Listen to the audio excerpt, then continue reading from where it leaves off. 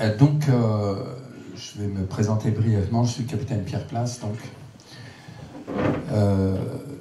Je précise tout de suite, parce que j'ai eu droit à un article dans l'Immonde tout récemment, selon lequel je suis un agent du Kremlin.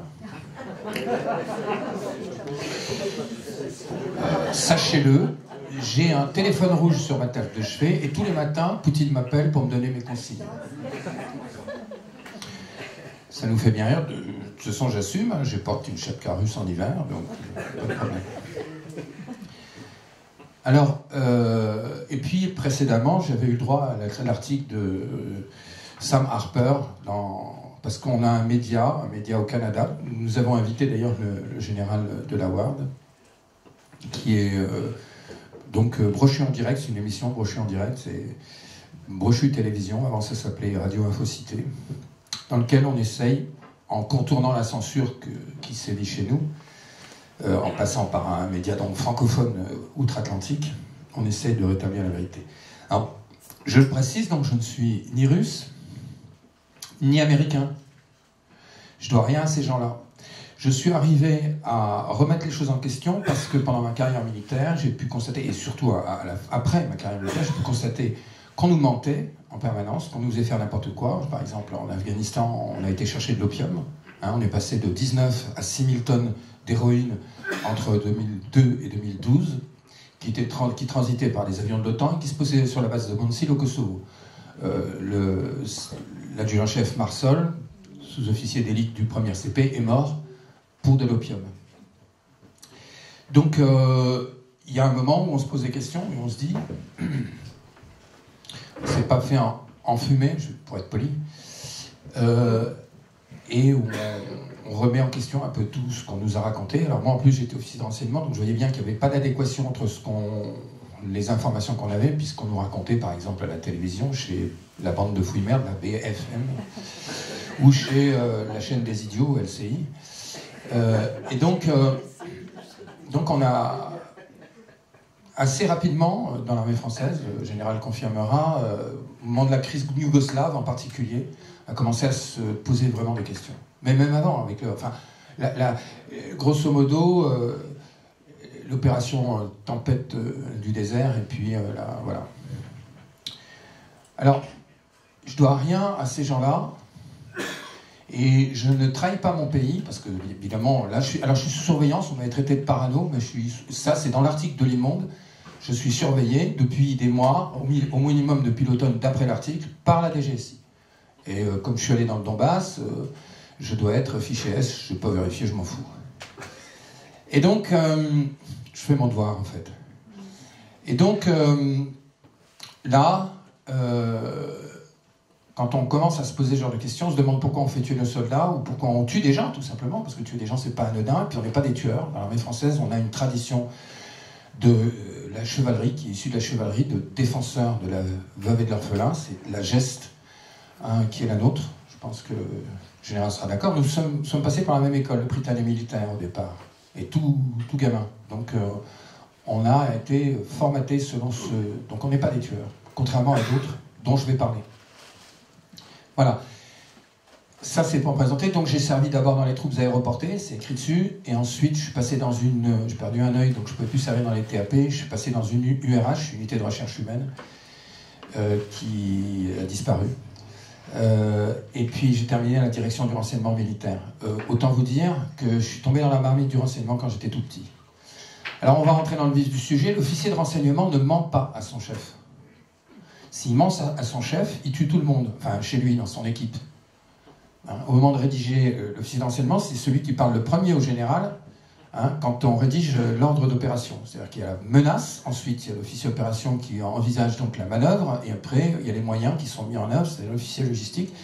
Mais dans l'ordre d'opération, le premier paragraphe qui est écrit, c'est l'officier de renseignement. Si l'officier de renseignement raconte l'ennemi est inférieur en nombre, il n'est pas motivé, puis il n'a pas d'équipement, il est mal sous-équipé, puis qu'en réalité le mec il a le moral d'acier, le rapport des forces lui est favorable, et en plus il a du matos dernier cri, en veux-tu, en voilà, le général va dire on y va, vendu cul dans la plaine, la charge de la brigade légère, et on va se faire ratiboiser, et l'officier d'enseignement il meurt avec son chef. Donc la première chose qu'on m'a appris quand je suis arrivé à l'école de renseignement, j'étais encore lieutenant, j'étais tout petit, et c'est qu'on ment pas. Donc c'est pas dans l'ADN de l'officier de renseignement militaire de mentir. Je parle pas des politiques, des voyous de la DGSE ou de la DGSI, qui courtisent et puis ils prennent pas de risques, ces gens-là. Hein. Voilà, je règle mes comptes. Et donc, aujourd'hui, alors, en revanche, pourquoi je vous ai dit ça? L'officier de renseignement ne ment pas, mais il peut se tromper. C'est la hantise, d'ailleurs. Quand vous rédigez le paragraphe renseignement, là, vraiment, hein, vous n'êtes pas bien dans votre peau. Hein, même si vous avez des informations, vous pouvez vous gourer. Hein. Donc on a un puzzle, hein, puzzle, vous savez, vous n'avez pas toutes les pièces, il y a des indices. Vous avez, sur le puzzle, vous avez une robe blanche, des jambes de femme, vous avez des cheveux blonds, c'est sur une bouche d'égout, la fille se tient, la robe par le milieu, etc. Et ce que je disais à mes élèves quand j'étais instructeur à l'école de renseignement, c'est qui? Et tout le monde dans la classe, Marilyn. Il manque l'essentiel, le visage, mais on l'a trouvé quand même. Donc c'est comme ça que ça fonctionne, le renseignement. Alors, j'ai des éléments, et je vais essayer de vous les montrer. J'applique une méthodologie. La méthodologie du renseignement, elle est balèze, hein, ça marche. Jusqu'à présent, les analyses que j'ai pu produire, j'ai écrit la préface du livre de Jean-Michel Vernochet en avril, mai, juin 2021. Tout ce que j'avais prédit, c'est passé comme je l'avais prédit. Donc pour l'instant, peut-être j'ai eu de la chance. Mais enfin, j'ai surtout appliqué une méthodologie, c'est du travail. On va à la pêche aux informations et on essaie de les comprendre. Donc je fais, moi, je ne suis pas une boule de cristal, hein, c'est pas vrai, je fais de l'analyse. Voilà. Donc maintenant, je vais essayer de vous parler de ce qui va nous arriver là. Parce qu'en fait, ça nous concerne tous. Bon, vous n'ignorez pas que depuis le 7 octobre, on reparle, parce qu'on n'en parlait plus, mais ça ne veut pas dire qu'il ne se passait rien, on nous reparle du Proche-Orient. Hein. Middle East, c'est un truc anglais, hein, il faut dire Proche-Orient. Et en particulier, évidemment, de la question israélo-palestinienne. Alors, l'hypothèse que je formule, et c'est une hypothèse, c'est que les Américains vont lâcher les Israéliens. Comme ils ont lâché, ils sont en train de lâcher Zelensky, alors ils n'ont pas l'air de le lâcher. Hein. Les Américains vont le lâcher. Alors, peut-être pas les Anglais, les Anglais ils veulent absolument cette guerre, ils la veulent absolument. Mais il faut bien comprendre une chose, c'est que les USA vont nécessairement rentrer dans une phase isolationniste, très prochainement. Soit c'est Donald Trump qui gagne les élections, auquel cas on peut être certain qu'ils vont se retirer, ou bien Donald Trump ne gagne pas les élections et ils auront très probablement un gros problème à domicile, guerre civile ou même peut-être sécession. On voit qu'il y a 25 États derrière le Texas qui sont prêts à en découdre. Et chez eux, ils ont pour 300 millions d'habitants 100 millions d'armes à peu près. Hein. Bon. Donc eux, ils peuvent. Nous, on ne peut pas, mais eux, ils peuvent. Donc il y a de fortes chances pour qu'on rentre dans une phase isolationniste assez rapidement. Bien. Premier élément d'analyse. Bon, il est évident que si ça leur a eu... L'isolationnisme, c'est pas américain. Hein. Américains, les cow-boys yankees, hein, sont des interventionnistes. Et l'ensemble de leur politique, de leur géopolitique, c'est de l'interventionnisme tous azimuts. Mais de temps en temps, ils ont besoin de prendre une respiration, ils ont besoin d'une trêve, donc ils gagnent des délais. Parce que la guerre, c'est... Parce qu'ils font la guerre, ces gens-là, ils ne savent faire que la guerre. Et ils ne savent faire que la guerre parce que ce sont des pirates vikings au départ. C'est-à-dire ce sont des nomades aquatiques.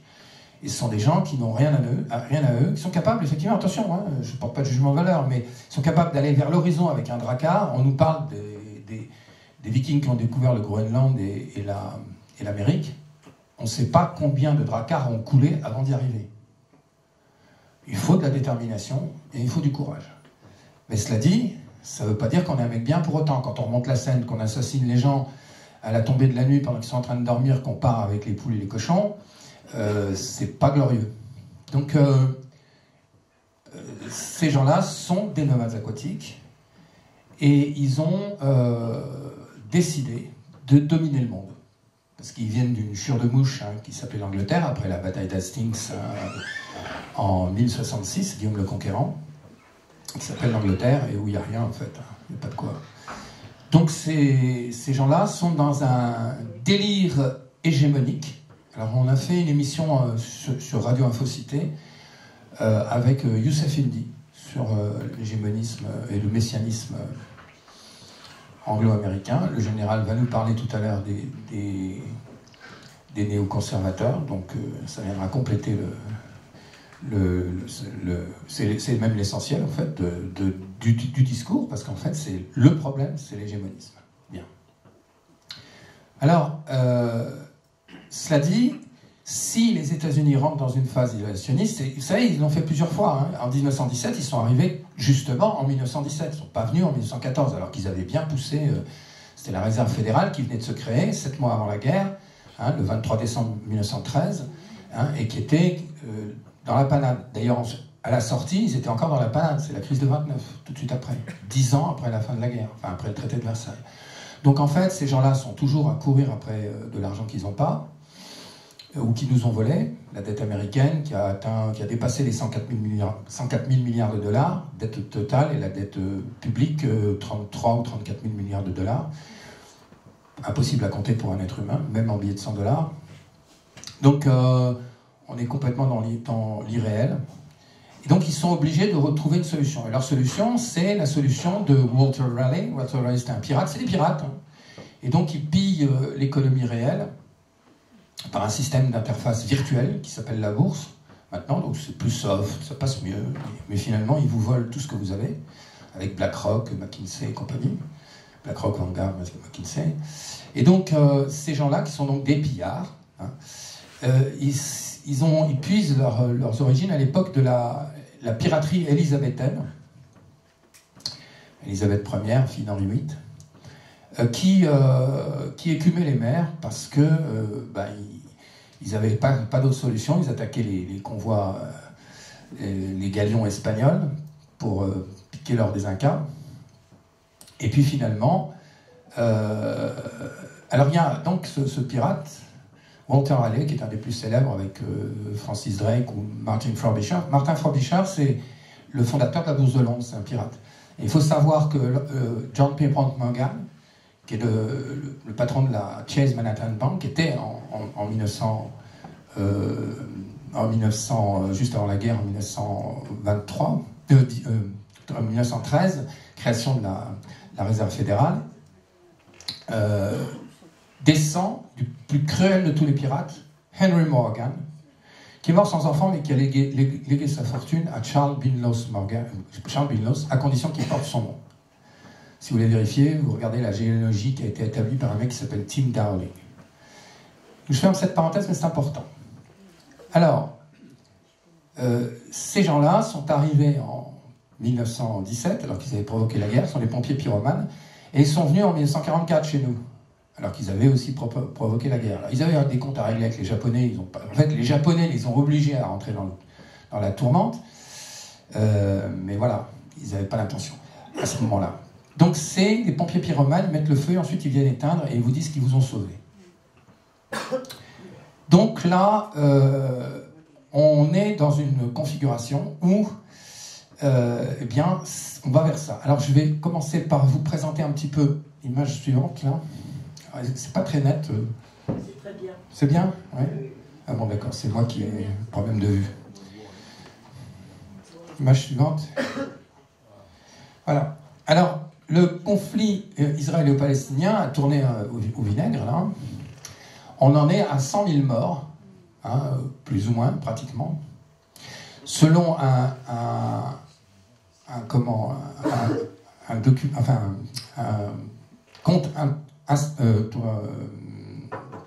Telegram, un compte Telegram d'un ami qui s'appelle Aïssa. Nous étions avec le général, nous étions avec Aïssa en Syrie, un garçon exceptionnel. Et donc, voilà, on serait aux alentours de 100 000 morts en 6 mois. C'est-à-dire que c'est l'équivalent d'Hiroshima sans les irradiés, mais sans la bombe. Il faut le faire quand même. Hein. Voilà.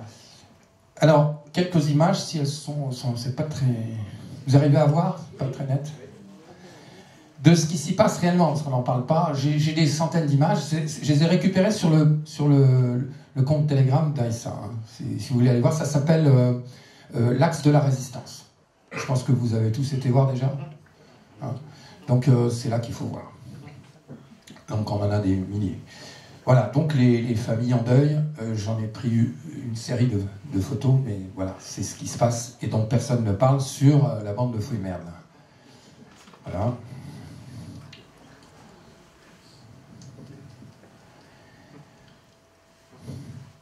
Ça n'arrive qu'aux autres, alors c'est pas grave. Hein. Bon.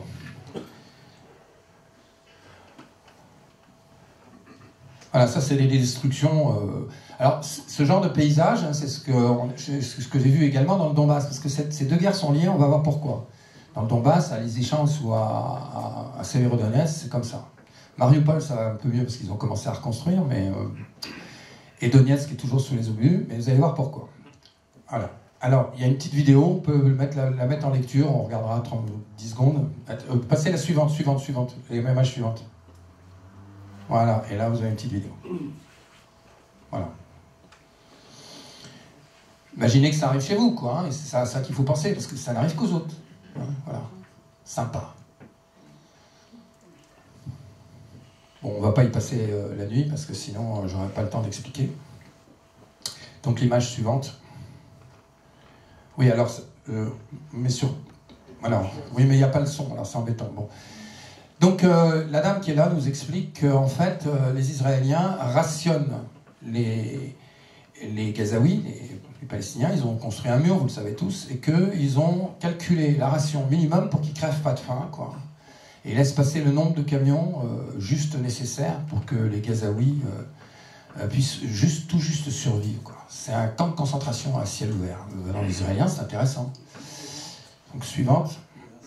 Alors, j'ai pas pu résister, hein. Parce qu'il y a des précédents, si vous voulez, c'est pas par hasard. Et là, je veux dire, c'est les Américains, donc ils sont pour l'instant derrière. On avance. Alors, il y aura 3 parties dans l'exposé. La genèse, Khazar. Ensuite, on parlera du projet Ashkenaz. Et enfin, on parlera des nouveaux enjeux. Alors, voilà. Alors, toute l'histoire, c'est l'histoire de la route de... C'est notre histoire. La route de la soie, c'est la mondialisation heureuse. Parce que, et figurez-vous qu'il y a déjà eu mondialisation et qu'elle était paisible. Pourquoi ? Parce que ce qui prévalait à l'époque sur ces routes, c'était les sagesses orientales. Et si vous regardez bien, toutes les religions non violentes ou pacifistes sont nées sur la route de la soie. C'est très simple. C'est les marchands, les mecs, ils ne voulaient pas d'emmerde. Déjà, ils n'emmenaient pas d'argent, et c'est eux qui ont inventé la lettre de change. La route de la soie, c'est 5000 ans avant Jésus-Christ, c'est 7000 ans par rapport à vous. Alors, l'histoire, c'est 3000 ans parce que c'est l'écriture, mais on a des traces archéologiques qui remontent à 7000 ans. Il faut lire Liev Gumilyov, que personne ne lit, puisqu'il écrit en russe et qu'il n'est pas traduit. Il traduit chez les Anglais, chez CNT. Et donc, on a des traces archéologiques qui remontent à moins 5000 avant Jésus-Christ.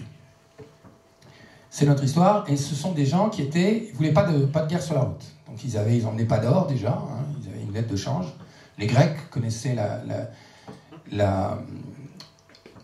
lettre de change à l'époque de Périclès, 5e, 4e siècle avant Jésus-Christ.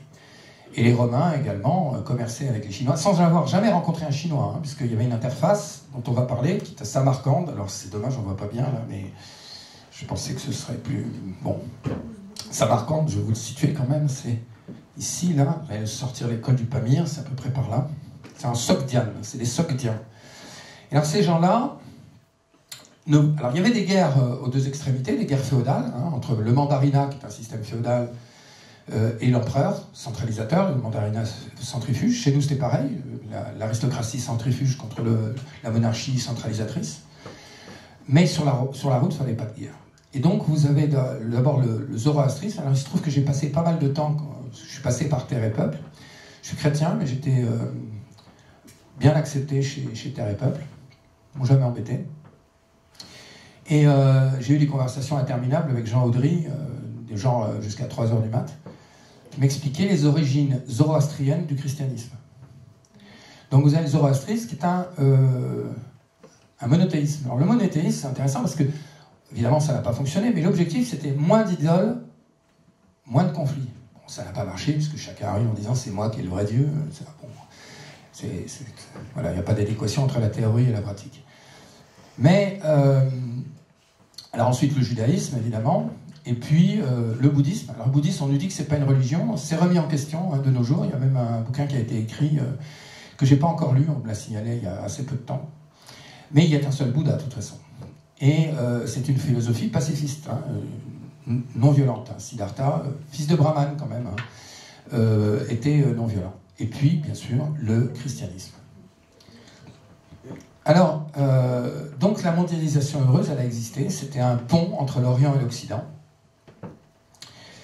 Et tout a basculé lorsque, entre la carte suivante, bon, ça c'est le passage d'école du Pamir, c'est dommage, j'avais bien matérialisé la route, mais c'est un peu petit, il aurait fallu avoir ça en plus grand, mais c'est pas grave. Donc,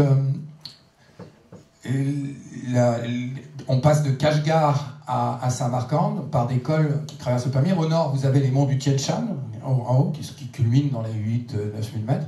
Au sud, vous avez le plateau himalayen, pareil, ça grimpe. Et puis, vous avez, au sortir du désert du Taklamakan, on suit la route par le nord. Revenez un peu en arrière, là. Vous voyez, le désert du Taklamakan, c'est cette tache jaune, et il y a une route au nord du désert qui suit le bassin du Tarim. Parce que comme vous avez des neiges éternelles, il y a toujours de l'eau. C'est au pied de la montagne, donc il y a toujours de l'eau. Donc c'est ce qui permet, par le milieu, vous ne le passez pas, à dos de chameau, le désert du Taklamakan.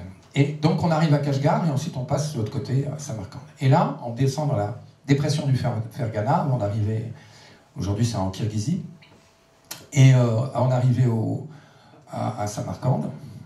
Et là, on dépose les marchandises, c'est la plateforme de redistribution, on dirait aujourd'hui le hub de redistribution. Je suis anglophobe, donc, mais je fais un effort de temps en temps. Et donc, j'ai le droit, ils sont russophobes, donc voilà, je me soigne. Mais le seul remède, c'est qu'ils arrêtent d'être francophobes et anglophobes. Et donc, on arrive dans la dépression du Fergana et à Samarcande. Et là, on redistribue les marchandises. Alors, ce qui est intéressant, c'est qu'entre l'an... Là, on va changer de carte, on avance. Ah oui, alors ça, c'est très important. Le débouché de la route de la soie, c'est pas Samarcande. Samarcande, c'est le nœud logistique de redistribution. Mais le débouché de la route de la soie, c'est le croissant fertile. Alors, le croissant fertile, c'est donc la Mésopotamie, la Phénicie, donc la Palestine actuelle, enfin le littoral phénicien, c'est-à-dire Syrie, mais ça s'appelait la Palestine, et la vallée du Nil. C'est là qu'est l'argent. Si vous lisez la Bible, la Torah, comme on dit, vous constaterez que c'est le pays où coule le lait et le miel. Donc c'est là qu'est le pognon, en quelque sorte. Donc s'il y a le pognon, c'est là qu'on va. Donc c'est le vrai débouché de la route de la soie. Problème, carte suivante. Ah non, ça c'est les routes phéniciennes, parce que... oui. Carte suivante. Voilà.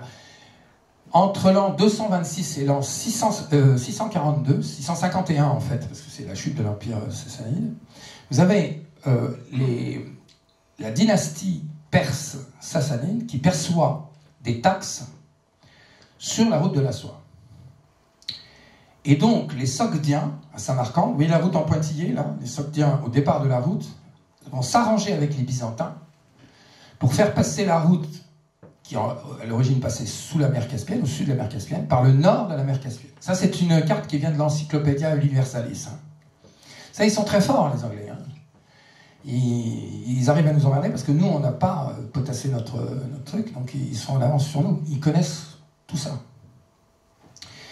Et donc, ils arrivaient à Byzance, et c'est ce qui a fait la richesse de Byzance. Et c'est la raison pour laquelle, en 313, l'empereur Constantin quitte sa capitale à Rome pour créer Constantinople.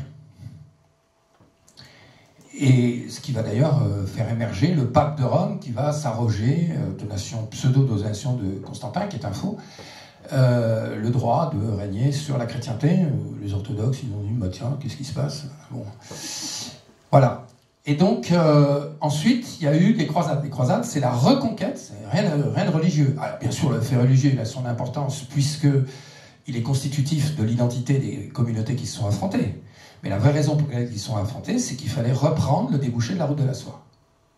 Et c'est les cités maritimes italiennes, alors Gênes, Venise, Pise, etc., qui ont financé les croisades. Si vous lisez René Grousset, vous verrez qu'à chaque fois qu'ils assiègent une ville du littoral phénicien, donc, Tyr ou Antioche, vous avez une escadre génoise, vénitienne ou pisane qui débarque avec toute la logistique. Donc pas d'erreur. Et donc, mais avant ça, il s'est passé quelque chose, puisque c'est plus... avant ça, il y a les Arabes qui sont là. Alors que s'est-il passé? La route de la soie ayant été détournée au nord, les flux, une partie, pas tout, mais une partie des flux commerciaux n'arrivaient plus jusqu'en Phénicie, et a fortiori jusqu'au Hedjaz. Or, là-dedans, il y avait à l'époque, pratiquement, il y avait encore quelques animistes, quelques païens, mais la plupart des gens étaient soit juifs, israélites, israélites, ou convertis au christianisme. La plupart. Et des Syriaques, des Coptes, enfin tout ce qu'on peut trouver dans la région de chrétiens d'Orient. Et donc, et il y avait donc cette famille juive koraïchite dont l'héritière s'appelait Khadija, Khadija en français, Khadija, qui était une cougar, elle aimait bien les petits jeunes, hein, un petit peu comme Madame Macron. Pardon, monsieur, je sais plus. Et donc, je m'y perds, parce que c'est...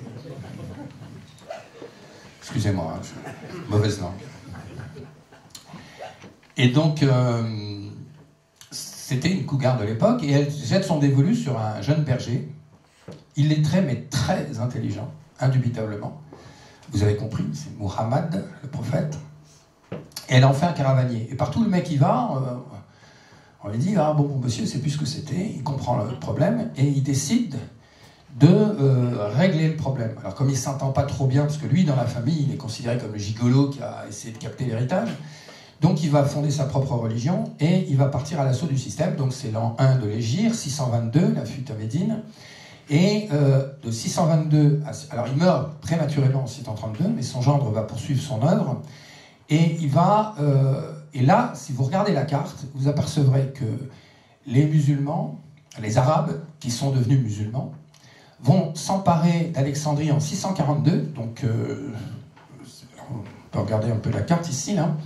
Donc ici, Alexandrie, et ils vont partir à la conquête de l'Empire sassanide à la même date, donc des deux côtés, à l'est et donc vers le Maghreb, à l'ouest du Nil, et vers le Makhrek, à l'est du Nil. Ils vont partir à la conquête de l'Empire sassanide, l'Empire perse. Ils vont finaliser ça en 651, et de 651 à 751, ils vont prendre Samarcande. Ça leur prend 100 ans pour prendre Samarcande, c'est un gros morceau, mais ils y arrivent. Et là, et vous allez voir que vous allez comprendre pourquoi je vous ai parlé de tout ça. Et là, il y a un empire qui s'est créé, qui s'appelle l'empire Khazar. Alors, si vous dites Khazar aux Russes, ils ne comprennent pas, hein, parce que pareil, Kalachnikov, il faut prononcer ça, Kalachnikov. Et donc l'empire Khazar, ou Khazar pour les Français, ça fait un espèce de triangle, et la base de ce triangle va, grosso modo, de Samarcande à Byzance, en passant par quoi? Par l'Ukraine actuelle.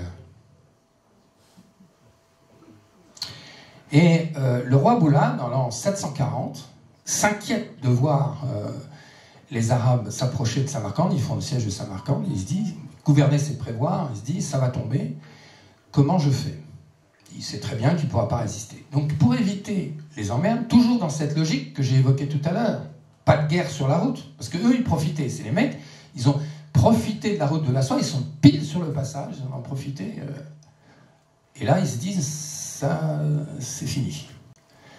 Et donc le roi Boulal décide de convertir d'abord ses élites puis son peuple à la religion mère, parce que les gens qui s'affrontent finalement, vous savez, il y a eu 3 ambassades qui ont été envoyées par Saint-Louis en Haute-Mongolie pour recueillir l'aide des Mongols contre les Arabes entre 1246 et 1248. Jean de Plancarpin, enfin ça c'était le pape, il y avait qui l'avait envoyé. Ensuite il y a eu André de Longjumeau, Jean de Carcassonne et Guillaume de Rubruck. Et voilà, les Khan, Guyuk et Kubilai Khan. Et donc, ces gens-là n'étaient pas contre, enfin ils voulaient que le roi de France reconnaisse leur suzeraineté, donc ça collait pas trop. Mais finalement, c'est les Mongols qui ont pris Alep et Damas en 1262. Donc, et ça a donné, rappelons-nous, hein, les Turcs, parce que les Turcs, c'est des Tataro-Mongols, hein, les mecs, hein, c'est pas des Arabes. Donc c'est à ce moment-là, le roi Boulan comprend que Samarcande va tomber, et donc il convertit son peuple au judaïsme, parce que c'est la religion mère qui oppose en fait... Pourquoi j'ai parlé de Saint-Louis? Parce qu'ils avaient constaté que les Mongols étaient en partie chrétiens, nestoriens. Chez nous, c'était considéré comme une hérésie, mais eux, ils étaient... Donc ils avaient une très bonne disposition à l'égard des chrétiens. Beaucoup moins à l'égard des Arabes, parce qu'il faut rappeler que quand ils ont pris Samarcande, ils ont coupé la route de la soie. Ça n'a pas fait de bien ni à la Chine, ni à nous. Nous, on avait perdu nos fournisseurs, et les Chinois, ils avaient perdu leurs clients. D'où les fameuses 7 expéditions de l'amiral Zheng He dans l'océan Indien, entre 1403 et 1433, si j'ai bonne mémoire. Je suis un peu fatigué, je fais beaucoup de choses. Et donc, il fallait contourner le verrou musulman. Et donc, d'où ces fameuses expéditions. Or, puisque le conflit oppose des musulmans et des chrétiens, nestoriens, le roi Boulan décide de convertir son peuple à la religion mère, c'est-à-dire le judaïsme, en se disant comme ça, je suis à l'abri. Donc ça, c'est l'origine de la conversion des Khazars au judaïsme. Alors c'est intéressant, on va avancer. Voilà. C'est qu'il y a un mec, en plus on ne peut pas le soupçonner d'antisémitisme, c'est Arthur Koestler, qui, antisémitisme c'est un terme, bon, je vais en parler, mais qui va écrire un livre qui s'appelle La 13e tribu, dans lequel il explique que, en fait, il n'y a pas eu de diaspora. Quand Vespasien a pris Jérusalem, il a grossi évidemment le nombre des habitants de Jérusalem pour se faire mousser. Vous savez qu'un général romain, quand il revenait victorieux, il avait quand même une option pour devenir empereur. Il faisait son triomphe, il ramenait des esclaves, certes, et puis voilà, il offrait, il régalait tout le monde. Et puis bon, s'il s'était bien débrouillé, comme Jules César, ben, il finissait empereur. Bon, c'était devenu la tradition à l'époque. Bon. Et donc, ce que l'on sait, c'est qu'en fait, il n'y a pas eu de diaspora à ce moment-là, en tout cas, parce que ça voulait rien dire de vider le pays où coule le blé et le miel de ses paysans. C'est stupide.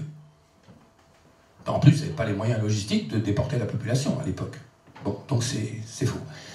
Alors, en faisant ça, Arthur Koestler, il remet en question quand même les mythes fondateurs de l'État d'Israël. Alors, il y a un autre personnage qu'on va voir là maintenant, qui s'appelle Shlomo Sand. Shlomo Sand, qui a repris cette théorie récemment, hein, enfin, voilà, il y a une vingtaine d'années à peu près, hein, en général. Oui.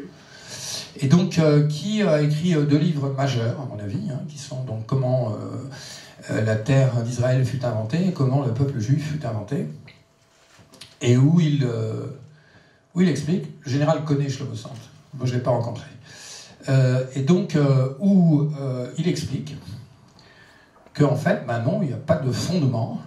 C'est énorme, parce que ça veut dire que le mec, il remet en question les mythes fondateurs de l'État d'Israël.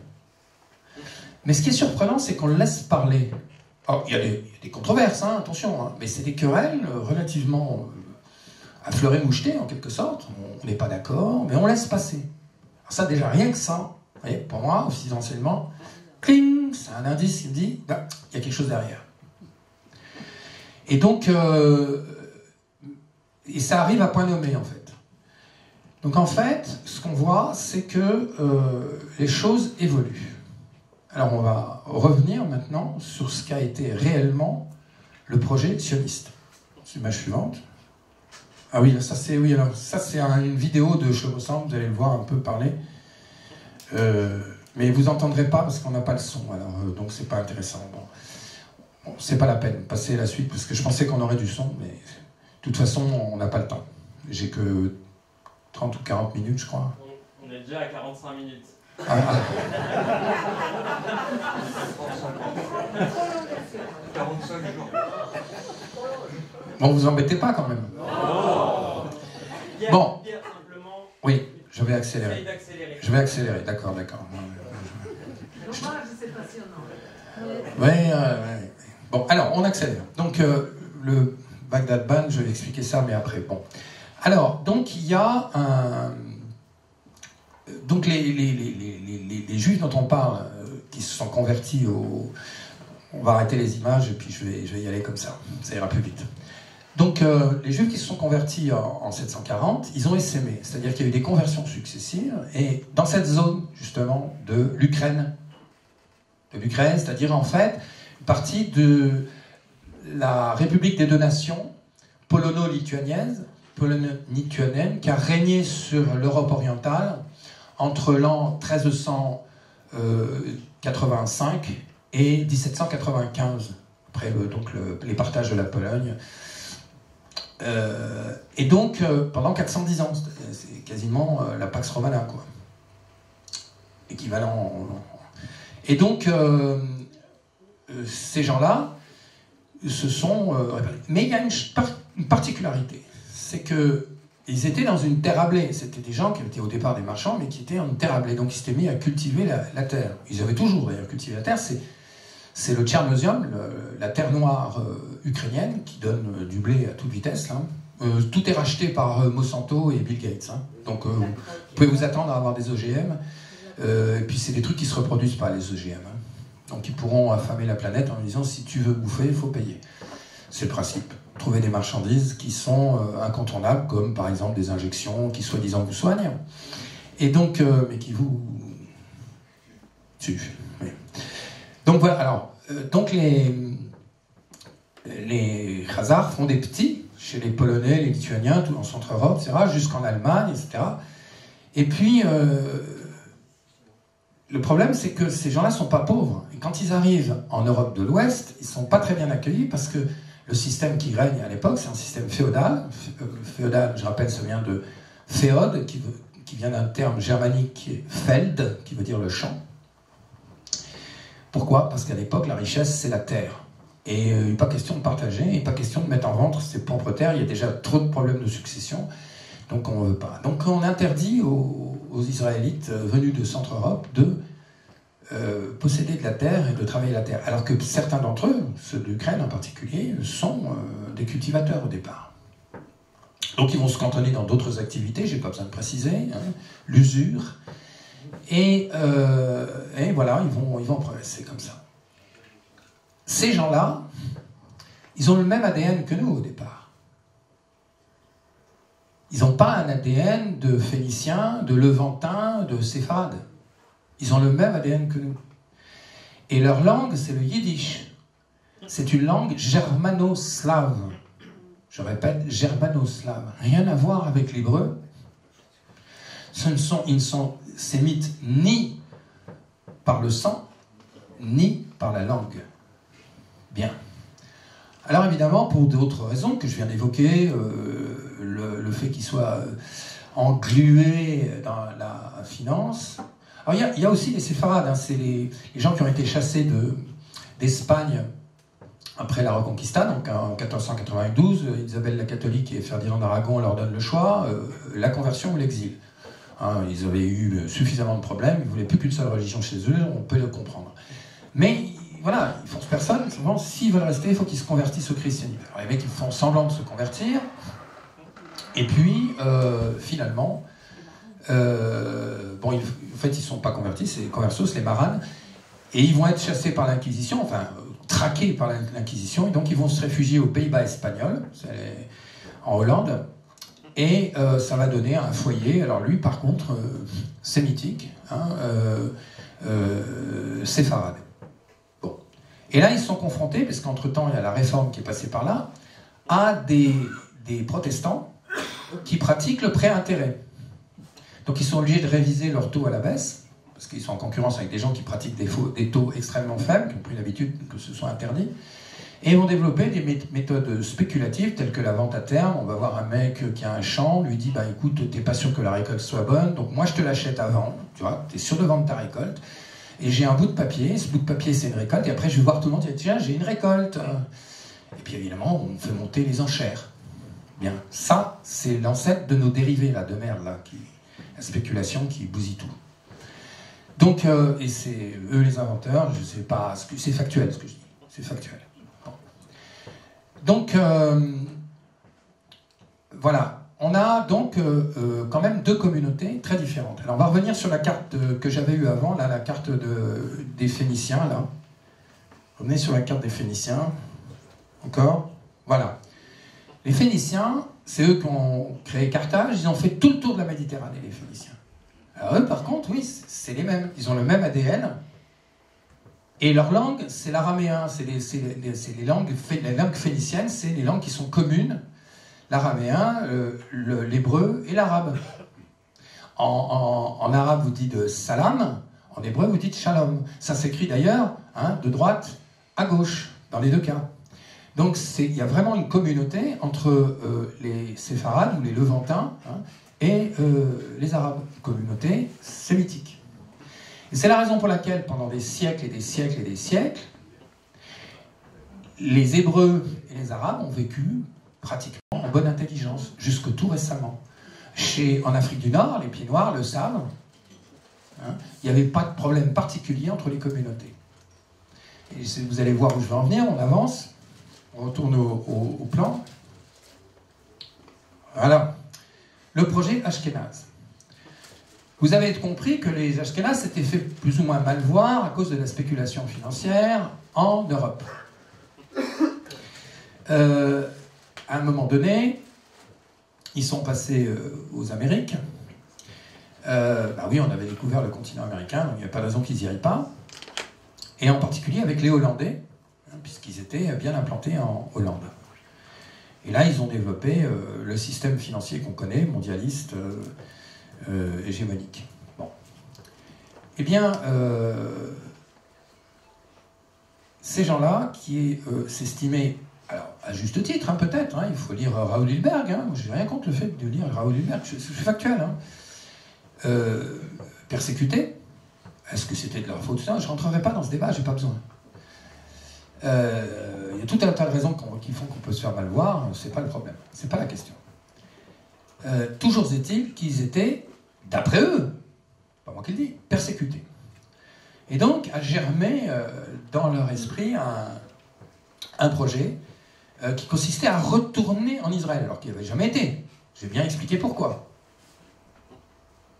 Ils n'en venaient pas, il n'y a pas de diaspora dans ce cas-là. Il y a peut-être une diaspora, comme j'ai expliqué, Maran, mais pas pour le reste. Et donc, c'est le projet de Theodor Herzl, et ce projet va être financé par un monsieur qui s'appelle Lionel Rothschild. Et là, on avance dans le temps. Alors, il faut quand même savoir que, entre-temps, on a un gros affrontement en Europe, provoqué par les Anglo-Américains. C'est pour ça que j'avais mis la carte du Baghdad Bands, parce qu'en fait, l'Allemagne était la première puissance industrielle européenne, deuxième mondiale. Et elle avait une marine qui fonctionnait au diesel, alors que la marine britannique fonctionnait encore à la vapeur. Ça change tout, je peux vous dire, surtout en termes de mobilité. Il n'y a qu'à voir la bataille du Jutland. Et puis, elle se ravitaillait en pétrole par le Baghdad Bands, une ligne de chemin de fer qui va de Berlin à Bagdad. Mais il y a aussi une ligne de chemin de fer qui va de Berlin à Hambourg, port en mer ouverte, pas fermé par le Danemark. Et donc, ils allaient se ravitailler en pétrole sans rencontrer les Anglais sur mer. Déjà, c'est un problème. Et en plus, les mecs, ils avaient des comptoirs en Afrique du Sud qui leur rapportaient de l'or. Et Gershon Schröder, qui faisait partie de ces Israéliens qui avaient fui la Russie et qui était le banquier de Bismarck, Blei Schröder, pardon, avait indexé le Reichsmark sur l'or. Catastrophe, parce que les Anglais ils avaient perdu tout leur or pour pouvoir pénétrer le marché chinois. Ils ont d'ailleurs introduit l'opium en Chine pour essayer de récupérer, avec une marchandise idéale, parce qu'elle fidélise la clientèle, l'opium, 3 guerres de l'opium, enfin 2 guerres plus la révolte des Boxers qui se termine en 1905. Notez bien la date, c'est important, parce que c'est juste avant la Première Guerre mondiale. Et donc les Anglais avaient dilapidé leur or. C'est pour ça qu'ils ont fait la guerre des bourgs, pour essayer de récupérer l'or. Ils ont découvert à ce moment-là que le diamant, c'était pas si mal, parce que personne s'en inquiétait, et ils ont indexé la livre sur livre. Enfin, le diamant qui est vendu dans le monde est vendu en livre sterling. Enfin, ça commence à changer parce que la Russie, depuis qu'il n'y avait plus le rideau de fer, qui embêtait plus la Russie que les autres, les Russes sont premiers producteurs mondiaux de diamants. Alors on ne parle pas de joaillerie. Hein. Joaillerie, c'est comme la collection de timbres, hein, c'est de l'arnaque. Hein. On parle de diamants industriels, dans l'industrie informatique, enfin, électronique, mais aussi pour tous les forages. Les trépans sont équipés avec ce qu'il y a de plus dur, le diamant. Alors là, je peux vous dire qu'il en faut. Hein. Or, les Russes sont premiers producteurs mondiaux. Ça vous explique pourquoi les Anglais n'aiment pas. Parce que en Ukraine, hein, c'est les Anglais qui sont à la manœuvre. Il faut écouter l'amiral Dufour. Hein. Il était à Kiev au moment de la révolution orange.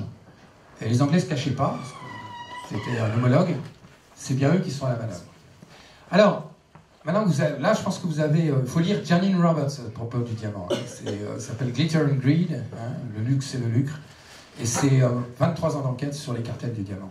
Famille de Beers, hein, Walter Thompson de Beers et Oppenheimer, les origines de l'oligarchie anglo-américaine. Donc, là, on a... Vous voyez bien le tableau, hein. Vous voyez bien le tableau. Bon. Non, mais il faut laisser parler le général. Oh, là, c'est vrai que bon, c'est difficile à résumer quand même. Hein, j'essaie de parler vite. Et donc, ces gens-là vont nourrir un projet qui est un projet strictement ashkénaze. Strictement ashkénaze. D'installer un foyer juif en Terre Sainte. Et donc, on avance là. Alors là, vous avez la déclaration Balfour. Tout le monde connaît la déclaration Balfour. Je vous fais observer que la déclaration Balfour s'adresse à Lionel Rothschild. Vous pouvez dire, ouais, pas de problème les gars, on est d'accord avec votre truc. En fait, tout ce qu'ils ont besoin, ils font d'une pierre trois coups. Un, ils ont besoin de récupérer, d'avoir le soutien des Juifs new-yorkais pour précipiter les États-Unis dans la guerre. Parce que les États-Unis, au départ, ils sont germanophiles. Hein, la langue anglaise a été adoptée à 2 voix près, hein, ça aurait pu être allemand. Et en plus, les Allemands aident à ce moment-là les Irlandais. Alors tous les Irlandais qui sont dockers à New York, par exemple, ils préviennent l'amirauté quand il y a un Lusitania chargé d'obus, 50 tonnes d'obus. Et le capitaine Schwinger, quand il identifie le bateau grâce au renseignement des dockers irlandais, il ne se trompe pas, il envoie une petite torpille, une énorme explosion, hein, donc le Lusitania. Et cette affaire, c'est la commission Krill, c'est les menteurs de l'époque, c'est le neveu de Sigmund Freud, qui s'appelait Edward Bernays, qui est à la manœuvre pour, en quelques mois, transformer les Américains germanophiles en germanophobes. Ça a fonctionné, les Américains sont entrés dans la guerre au moment où les Russes en sortaient avec la révolution de 1917. Donc voilà l'idée. Il fallait convaincre les Américains de rentrer dans la guerre, et pour ça, il fallait utiliser le réseau des mecs les plus puissants, c'est-à-dire des banquiers new-yorkais. On va dire judéo-protestants. Ça existe, le judéo-protestant. Le judéo-christianisme, ça n'existe pas. Le christianisme s'est construit en opposition avec le judaïsme. Sinon, il n'y aurait pas de religion. Bon. Donc, alors on m'a traité de tous les noms, parce que j'avais dit ça, mais je suis désolé. Qui est un pagano-christianisme, c'est possible. Hein, j'ai parlé de zoroastrisme, mais pas de... Voilà. Et donc, les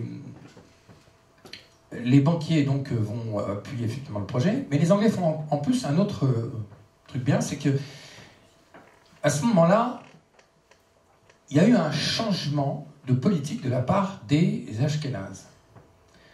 C'est qu'au départ, quand Theodor Herzl a lancé son projet, les mecs qui contrôlaient la Palestine, c'était les Ottomans. Et les Ottomans étaient les alliés des Allemands qui leur construisaient des lignes de chemin de fer, qui a fait sauter d'ailleurs Laurence d'Arabie. C'était le Nord Stream de l'époque. J'avais des belles photos de locomotives explosées dans le désert. Je n'avais pas eu le temps de les mettre. Et donc c'était bien l'idée.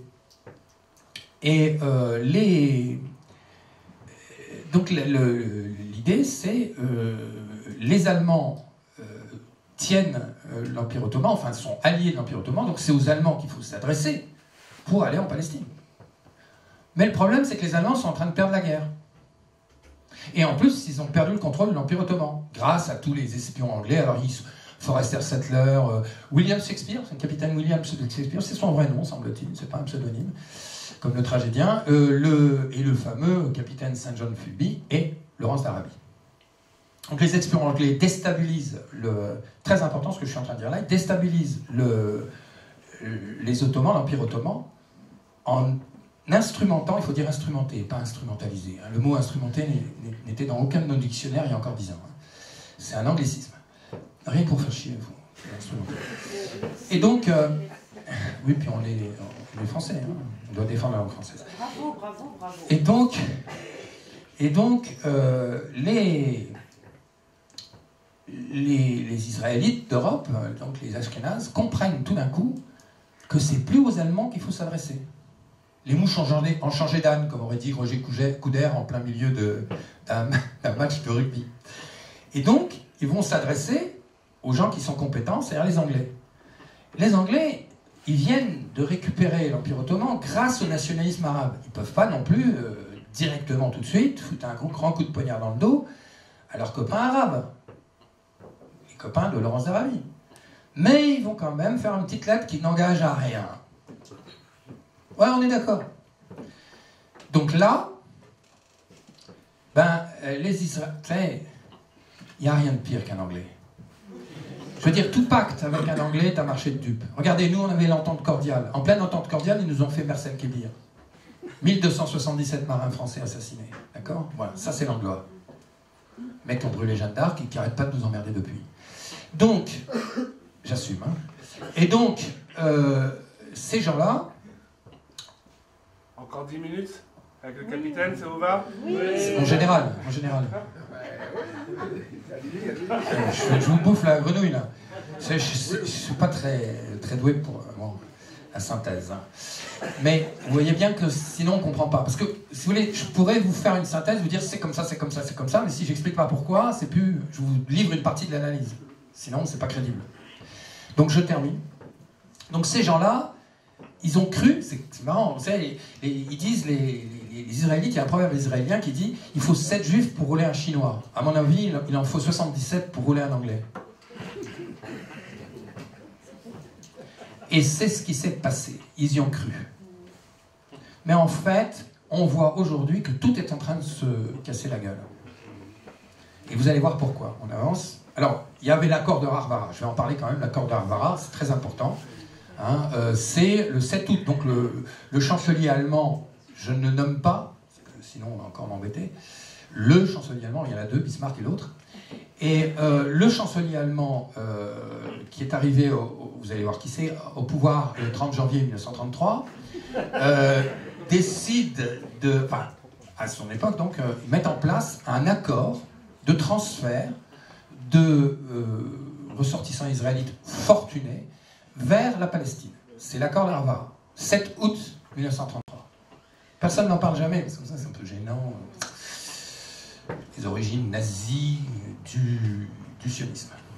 Alors, au passage, c'est pas incompatible. Hein. Si vous regardez dans la Torah, vous verrez que... ça, j'ai eu beaucoup d'ennuis à cause parce que j'ai dit ça, il fallait pas.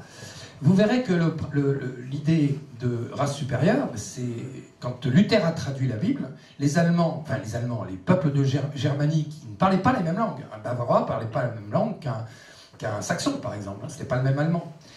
Il a traduit dans une langue académique, qu'on appelle le Hochdeutsch. Je suis d'origine alsacienne, donc je parle la langue. Et donc, il a traduit... Et donc, tous les peuples de Germanie ont commencé à parler allemand. Ça a été un des facteurs essentiels de l'unité allemande, il faut quand même le dire. Bien. Et donc, ces gens-là qui ont lu la Bible en allemand ont découvert le principe de peuple élu. C'est l'ancêtre de la race supérieure, les mecs. Hein. Pas vous faire d'illusions. Et puis alors, c'est marrant, ce peuple élu, il a besoin d'un espace vital. C'est la terre promise. C'est le même concept. Donc c'est pas incompatible. En plus, il y a un autre truc qui est très important, vous allez voir jusqu'où ça va, c'est que les paysans dont j'ai parlé tout à l'heure, ils ont été affranchis. Alors, l'histoire de l'abolition du servage, surtout n'allez pas croire que c'était philanthropique. On était en train de faire la révolution industrielle, et partout dans le monde, il fallait de la main-d'œuvre. Donc on a la caractéristique numéro 1 du servage, c'est que le paysan est attaché à la terre de son seigneur. C'est-à-dire une réduction de mobilité, comme aujourd'hui là, avec les voitures électriques et tout le reste. Donc, c'est le retour. Servage 2, le retour. Et donc, l'abolition du servage, c'est pour pouvoir remplir les usines. Et on a vu un sous-prolétariat suburbain s'agglutiner autour des centres de production, qui a donné ensuite les corons et tout ce qu'on veut. Mais au départ, dans des trucs qui étaient plutôt bidonvilles, mais au départ, il n'y a rien de philanthropique dans l'affaire. Hein. N'y allez pas vous l'imaginer. Et donc, ces gens-là il y a une différence par rapport aux autres, c'est qu'ils ont un sentiment communautaire, ils vont s'organiser, ils vont fonder un syndicat. C'est le Bund judéo-polonais qui va faire des petits en Allemagne, et qui va être à l'origine du national-socialisme. C'est un socialisme à l'échelle raisonnable de la nation, en quelque sorte. Vérifiez. Donc c'est normal, hein, attendez, factuel, hein, moi, je ne porte pas de jugement. Hein. Mais ensuite, si vous transposez ce qui s'est passé au moment de la création d'Israël, vous voyez, les kibbutz, c'est quoi un kibbutz? C'est quoi l'État d'Israël? C'est pas un État nationaliste? C'est quoi un kibbutz? C'est pas socialiste? Ok? Bien, et vous allez voir, ça va beaucoup plus loin. On va passer à la suite et je termine. On avance? Oui, ça c'est... bon, j'avais un film, j'aurais effectivement... On avance. Alors vous avez ici le Benjamin Netanyahou. Alors qui est Benjamin Netanyahou? Passez à l'image suivante. C'est le fils du secrétaire de M. Jabotinsky. Vous avez tous entendu parler de Jabotinsky. Si vous suivez Thierry Messant, il faut regarder, j'avais des vidéos de Thierry Messant, on n'aura pas le temps de les regarder. Vous savez, je vous ai préparé un truc bien sympa, mais oui, effectivement, c'était un peu long. Et donc, ce Jabotinsky que vous voyez en bas, là-bas, hein, avec ses petites lunettes rondes, là, alors lui, il était à fond au côté... Et c'est un Ukrainien, c'est un Khazar, donc un Ashkénaze. Et il était à fond au côté nazi, hein, pas d'erreur. D'ailleurs, il a été obligé de se carapater à la fin de la Seconde Guerre mondiale, et se réfugier aux États-Unis. Eh bien, son secrétaire, le Netanyahou, est le fils de son secrétaire. C'est intéressant, quand même.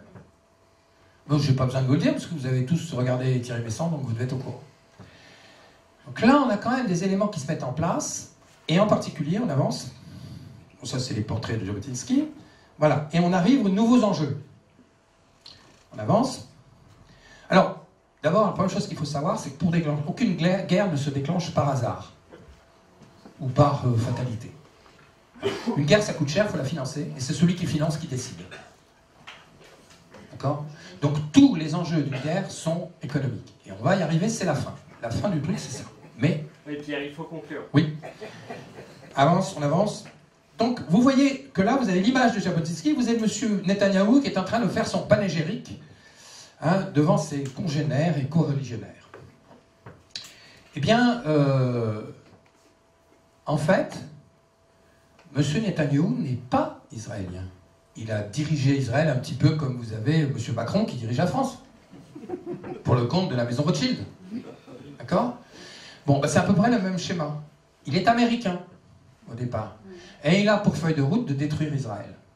Et pourquoi? Parce que c'est devenu invivable pour les Ashkénazes. Parce que ça, c'est un Lituanien qui m'avait expliqué ça. Il était juif et banquier.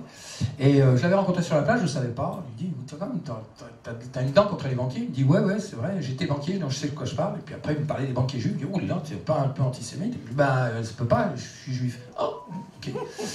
Et donc, le mec, et il en parlait, je peux vous dire, je ne pourrais pas dire ce qu'il disait.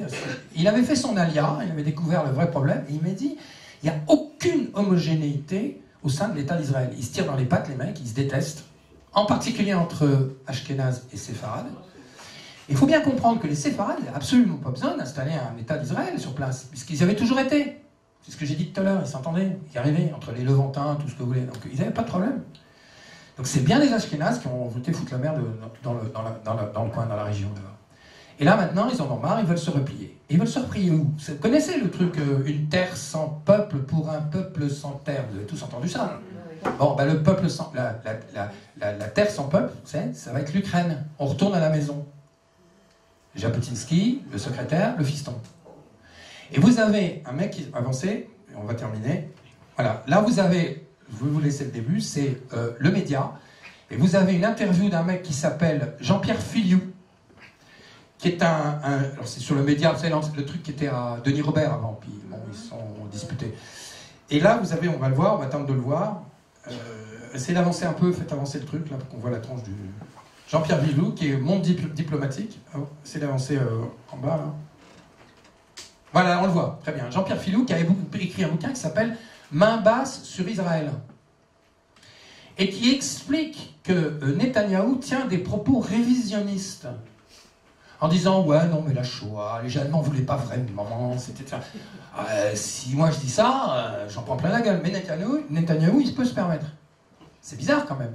Donc vous avez des mecs qui remettent en question les Shlomo Sant et Ilian Papé, toute l'école révisionniste israélienne, qui remet en question les mythes fondateurs de... Vous avez ça, au bout d'un moment, les détails s'accumulent, et puis vous avez ce qui s'est passé en Ukraine. Ce sont des Khazars, comme Igor Kolomoïski, qui ont mis en place Zelensky, qui finançaient en même temps les régiments ukro-nazis, et là, on est en train de nettoyer la population ukrainienne. Hein. D'accord ? Ça va faire une terre sans peuple pour un peuple sans terre. Et on retourne à la maison. Mais pour ça, ça veut dire qu'ils n'en ont plus rien. Les mecs, parce que, attention, les mecs, ils sont à Wall Street, hein.